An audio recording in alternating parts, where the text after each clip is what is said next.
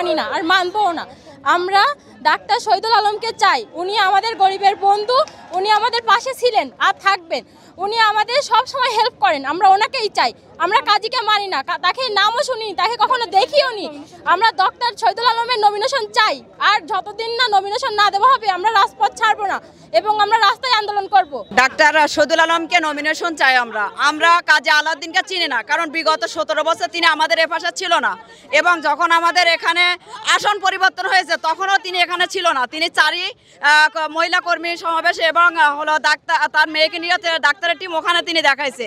হঠাৎ তিনি এখানে কিছুদিন আগে আমাদের এখানে আসছে। আমরা তার নমিনেশনের এই বিষয়ে মানি না।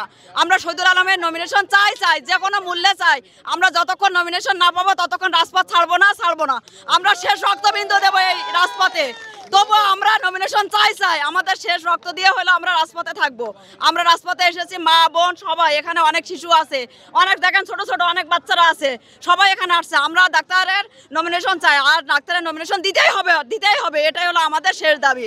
আমরা এসেছি শহীদুল্লাহ ডাক্তারের নমিনেশনের জন্য। আমরা কাজী আলাউদ্দিনকে তাকে চিনি না, তাকে কখনো দেখিনি। আমরা এসেছি যে তারেক রহমান যাতে আমাদের এই দাবিটা মানে, এই জন্য আমরা এসেছি। আমরা চাই শহীদুল্লাহ ডাক্তার নমিনেশনটি পাক। আমরা এই 10 দিন টানা আন্দোলন করতেছি আর করেও যাব যতদিন পর্যন্ত না শহীদুল্লাহ ডাক্তার নমিনেশন পাবে।